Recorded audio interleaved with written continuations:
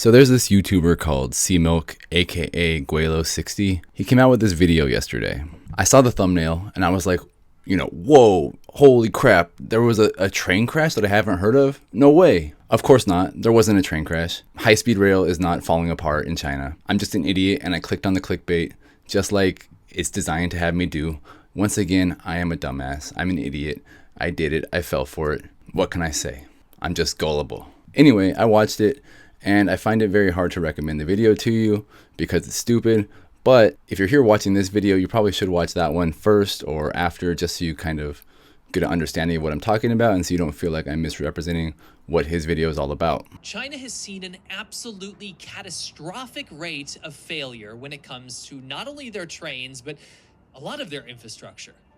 Countless crashes, countless derailments. In every corner of China, there has been a train disaster. These things that they invest in always seem to fail. You don't believe me? Well, just look at this compilation of train and bridge failures that you probably haven't seen because China doesn't want you to see them. And do you know why? Because the investment would stop.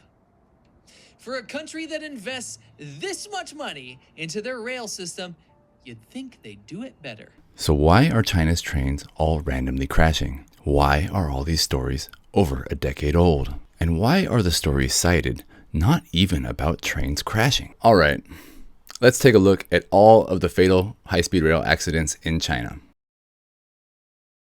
Yep, that's it. There's been 2. Don't get me wrong, 2 is too many. Should be 0, but there have been 2. I do suppose that 2 crashes over the course of 12 years counts as randomly crashing, but it certainly doesn't seem as catastrophic now that we look at it in that way as it does when you look at his thumbnail and you look at the title of his video. And considering the last fatal train crash was over a year ago in 2022, I kind of question why we need this video now in November 2023. Now, the first crash that Laowhy86 here is primarily concerned with is a really bad disaster. It was a crash in Wenzhou, China in 2011. So you do the math. And in his video, he says this. You know what's interesting about that? When the high-speed rail collapsed in Wenzhou in 2011, instead of talking about maybe how they could fix the safety standards and how they could maybe improve on things, do you know what they did? Well, they arrested all the people that were talking about it. They tried to cover up all the media that was trying to cover the fact that a train had just derailed and killed a bunch of people. And instead of actually fixing the problem, they brought in bulldozers. Which, of course, as we all know, because we have functioning brains, this is incorrect. Investigations did take place and new safety standards were introduced. And since that time, no similar accidents have taken place. That was a train collision. 2 trains hit each other, causing them to derail. This has not happened again.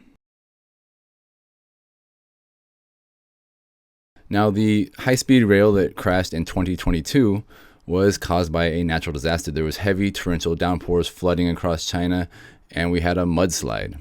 There was a mudslide on a hill above a railway. This accident actually was, I would say, fairly remarkable in the sense that a train going, 150, 200 kilometers per hour, I'm not sure the exact speed it was when the mudslide hit the train, but there was only 1 fatality, and that was the driver of the train. There was 8 injuries, probably more injuries, I don't know, but that's what is listed as 8 injuries.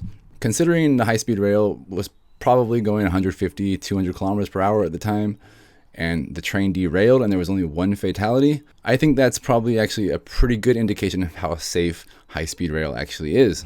It's impossible to prevent all accidents from occurring, especially when they're caused by natural disasters. However, I'm pretty sure that an accident like this could actually be prevented by following better landslide or mudslide mitigation procedures. But of course, in this case, it didn't happen and it led to somebody's death. And again, it's tragic, it's terrible, but I don't think this is cause for concern with regards to China's high-speed rails randomly crashing and killing people all the time, like Laowhy86 wants us to believe. So I'm not really interested in covering the entire video and pointing out piece by piece where I think it's wrong.